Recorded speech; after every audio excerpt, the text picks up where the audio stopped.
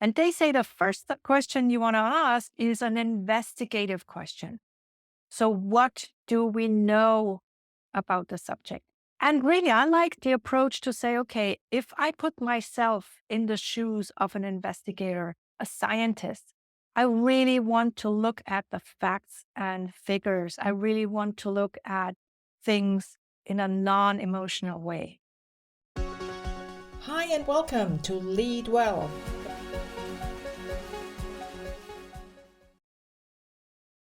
I used to teach at a business school for several years.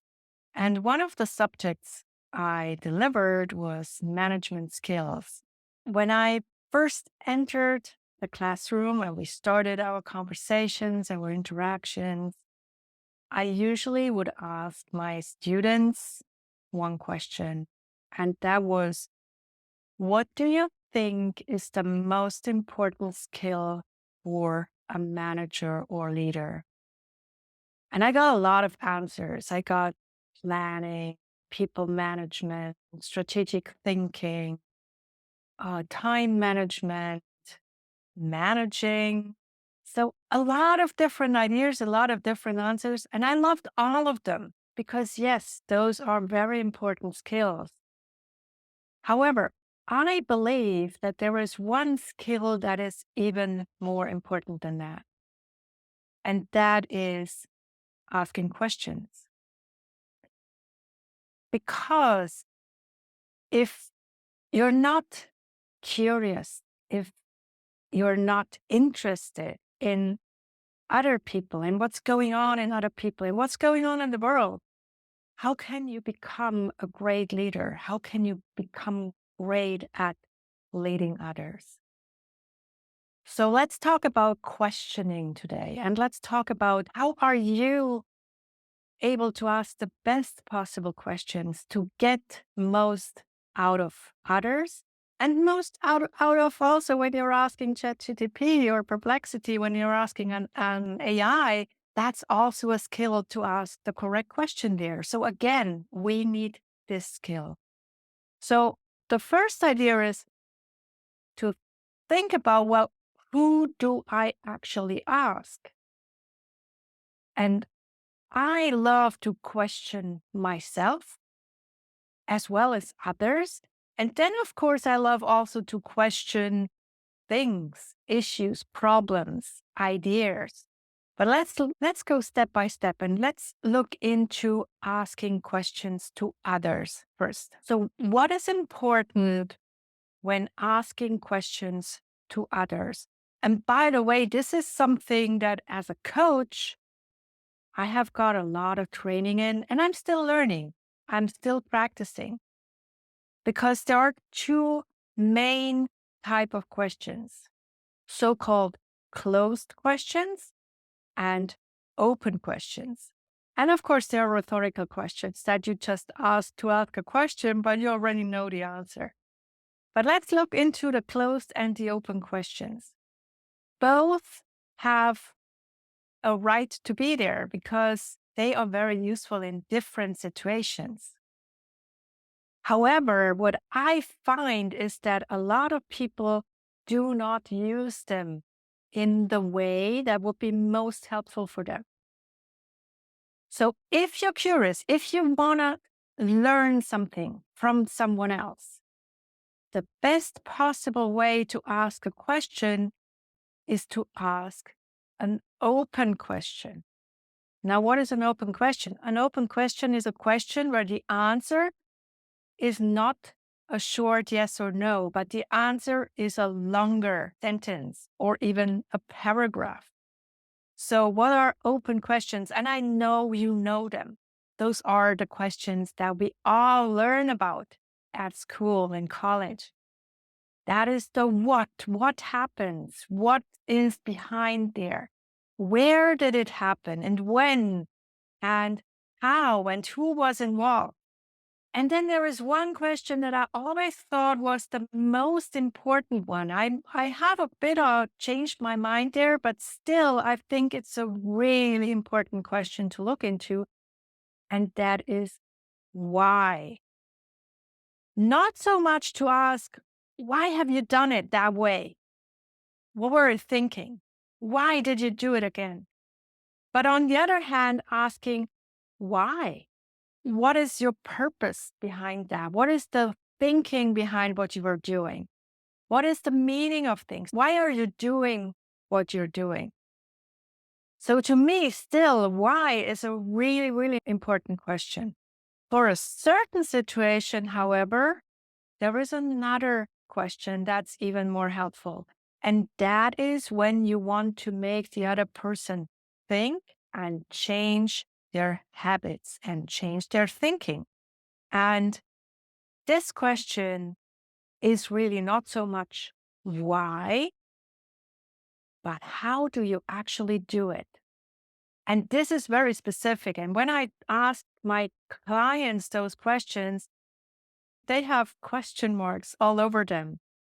So the thing is not to ask, well, why am I always getting anxious when I'm crossing a street? But what do you do? How exactly are you getting anxious? So what happens in you? Is there a picture coming up in front of your imaginary mind that says, okay, if I cross that street, maybe there will a car be coming, and then maybe the car will run over me. And I already see myself lying there with ambulances around and so on. So those are the images, the pictures that we create in our head when we are thinking about things that we're afraid of or things that we don't like or things that we're angry about. So we create our stories and we create images for them. And to figure out how you're doing it is extremely helpful and extremely important, because then you can work with those images that you have been creating yourself. And the same is true for voices. Many of us do have voices in our head. Usually it's more than one. And these voices are not always helpful. Some of them are helpful, some of them are supportive. For example, I have a voice of my mother in my head that whenever I am in a difficult situation, she's talking to me. Of course, I am not psychic, so I'm not hearing her really, but I can imagine her talking to me. In other situations, I have a nasty little voice that's telling me that I probably have not worked enough yet. I should do this more. And actually, yeah, there is someone else who has probably done better things than me. So I have this inner critic that is talking to me as well. And as soon as I understand what's happening there, who is talking and when, I can start working on those voices as well. So, this is why this question, how do you do it, is so important. The other thing is also, what is my motivation when I'm asking about the why? So, why am I doing things? What is my motivation? What is the reason behind me doing these things? And sometimes the motivation is absolutely fantastic and in line with my values. And sometimes my motivation is something that this little voice in my head or another one that's nagging me is actually driving me to do. And this is why it's also so important to question the things I think and the things I do as a result. Of course, I also want to question issues, projects, things that I see, fact. I really want to question, is this a fact or is it fiction or is it fake news, as we now call it? And so this is where I also want to investigate. And also, as a manager, as a leader, I want to be able to actually get to the bottom line of things. And so, in a recent newsletter from HBR, from Harvard Business Review, they have a daily newsletter that is called Management Tip of the Day. And there was a little series there how to ask smarter, strategic questions. And what they suggest is really 5 different questions to ask to get behind the scenes of issues, projects, ideas. And they say the first question you want to ask is an investigative question. So, what do we know about the subject? And really, I like the approach to say, okay, if I put myself in the shoes of an investigator, a scientist, I really want to look at the facts and figures. I really want to look at things in a non emotional way. And then I can ask myself, what if? What if we are going this way rather than the other? What if we are taking this type of decision? What will happen? What is the result from it? Then you can also ask a productive question. Now what? Now what is the next thing I want to do? As in a coaching session at the end, we always ask, well, now what to do? What is the next step that you will take? What is the next smallest possible step that you could take? So now what is also a fantastic question. The other question I learned when I was working in Gartner is always ask, HBR calls it an interpretive question. So what? Now, what does this mean? Why should we care? Why should this matter? Always ask yourself the question, so what? Why should I take this into account? And then the subjective question, what's unsaid? So what have we not yet considered? What have we left out, maybe? Is there anything that we might have forgotten to look into? So, those 5 questions: what's known? What if? Now what? So what? And what's unsaid? That's what HBR tells us is a fantastic way to approaching questions. Now, it's wonderful if you know how to ask questions. I would think there is one additional skill that is equally important, if not even more important. And that is to actually listen. Because if you're asking questions and then you already start kind of getting the answers in your own mind, why bother? Why ask? So if I ask questions, I want to take the time to actually sit back and listen actively so that the other person or the group of people know that I am listening, and attentively without jumping ahead and trying to figure out an answer already. And in a recent newsletter I have got from Sahil Bloom, they mentioned 3 different levels of listening. I changed it slightly around because I could not agree 100% with them. So it's a modified approach, but you will tell me what you think about it. So 3 levels of listening. If you start listening without putting a lot of thought into it, you will probably be in a me listening state.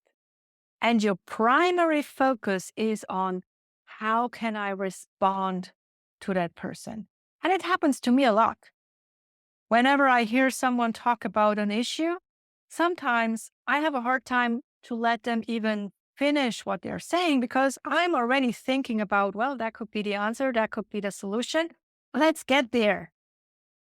Because I want to help, I want to be helpful, I want to be supportive. So that's the me listening. It's pretty much focused on myself and my ideas around the subject.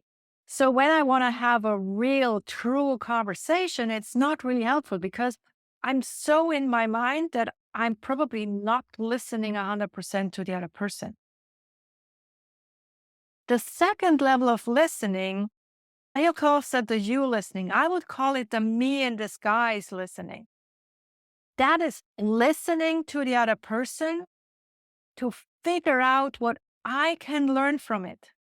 So at the end of the day, the focus is again on me because I want to get the most out of that other person. I want to learn. I want to add to what I already know. So I listen to just fit it in my little knowledge base.